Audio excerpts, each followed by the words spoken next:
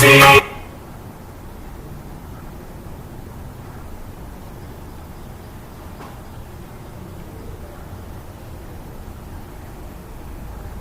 to the second lecture of the course Fiber Optics Networks Design and Maintenance.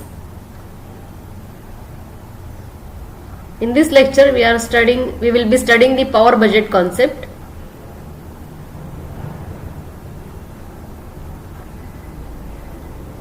The optical link design is nothing but checking the feasibility of system as per design criteria such as link length and data rate.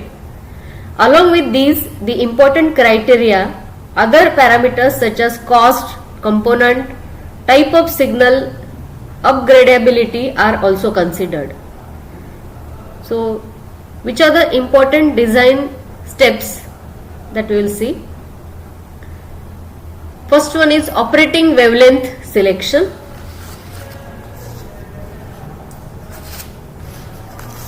For short distance communication, the visible range of wavelength, that is 800 to 900 nanometer, is selected, and for long distance communication the wavelengths such as 1300 nanometer and 1550 nanometer are used.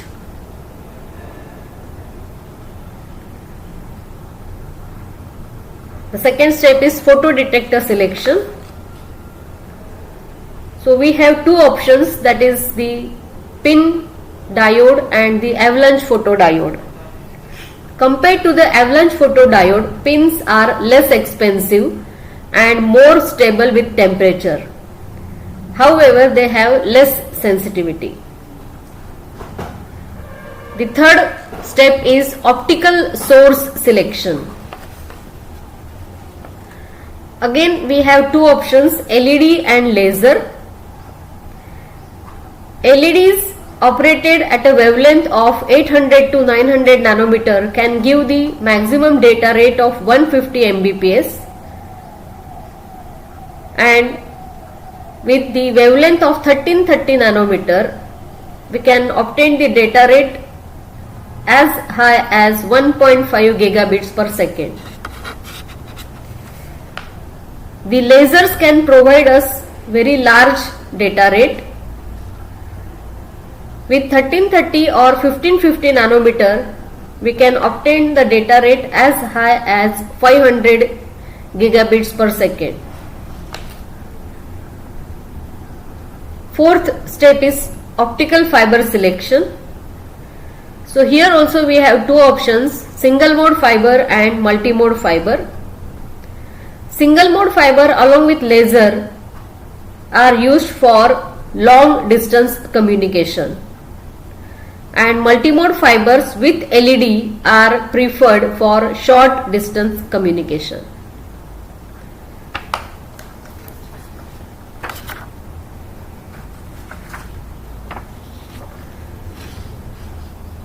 Let us study about the first link design step, that is the power budget. Power budget refers to the amount of optical power available for successful transmission of signal over a distance of optical fiber. The purpose of power budgeting is to ensure that optical power from the transmission side to the receiver side is adequate under all circumstances. So in this optical link we have the major components as source, which is either LED or a laser, and this is one of the source available in market. This optical light source can provide two different wavelengths, that is 1300 nanometer and 1550 nanometer, and it can give the input power Pi, which can be sent on optical fiber link. The another important component of any optical link is the detector or a receiver. This detector or receiver will collect the optical signal from the fiber and convert it into the electrical signal for the further processing. This is one of the receiver which is available in market. It is used for FTTH reception.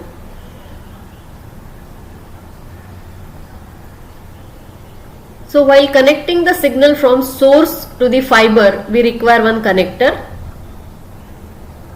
Again, at the receiving end also, we have to connect the fiber signal to the receiver. So there another connector is there. So along the fiber and along the at the connector also there are some losses which take place in the optical link. So all these losses are to be considered while designing the optical link and while doing the power budget. Along with connector, we may require some splices also. Splice is nothing but the permanent joint made to connect the two fibers. As the spools of the optical fibers are of particular size like 5 km, 2 km, and if the link length is more than that, then we have to connect multiple such fibers. So in that case, we have to join or fuse the two fibers. That is called as splicing. So at every connector, at every splice, there will be a loss which may take place. So all these losses are to be considered along with the fiber loss while designing the optical link or while doing the power budget. So the two important terms in the power budgeting are PI, that is the input power, and PO, that is the output power. At connector, the loss which is taking place is denoted as LC, that is loss across connector. At splice, the loss which is taking place is denoted as LS, that is the splice loss. And along the fiber, the loss which is taking place is alpha, which is the attenuation factor multiplied by the total link length, which is capital L.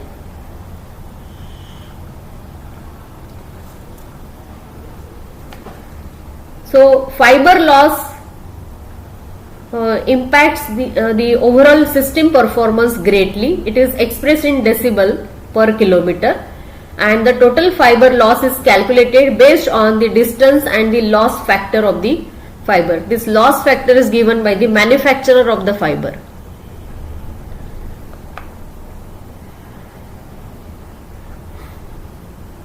So for doing the power budget, which are the different formulae used that we will study. So if PI and PO are the optical powers entering the fiber and leaving the fiber respectively, then the total loss in dB is given as, this is your PI, that is the input power which is connected from source to the fiber, and PO is the output power which is connected from fiber to the detector.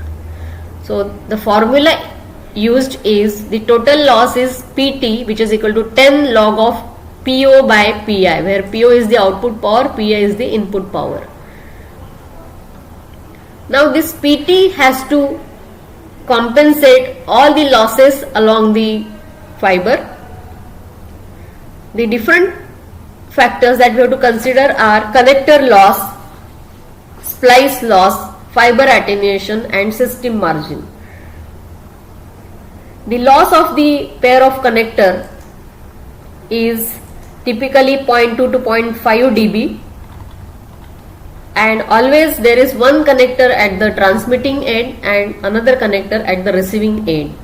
The loss due to connector is calculated as number of connectors multiplied by loss across each connector, that is NC multiplied by LC.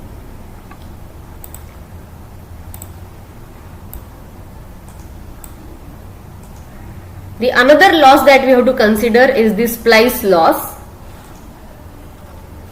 So when two fibers are joined or fused together, at that joint also there will be some loss which will take place, that is called as the splice loss. Typically the value is 0.1 to 0.5 dB per splice.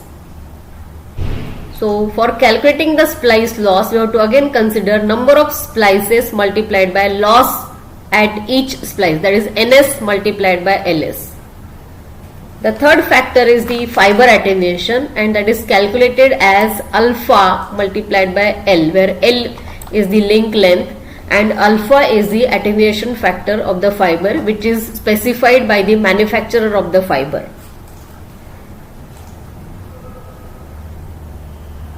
The next factor that we have to consider is the system margin. This system margin generally includes the aging of the fiber, aging of the transmitter and receiver components, additional devices, incidental twisting and bending of the fiber, or additional splices. So typically the value of the system margin is 3 to 10 dB.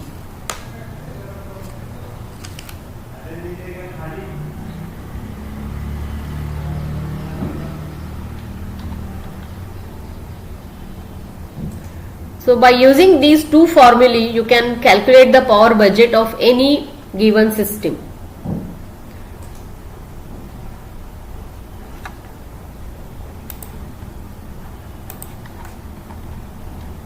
Thus, in this lecture, we discussed about power budget concept and related formulae, and in next lecture, we will perform the power budget for different cases. Thank you.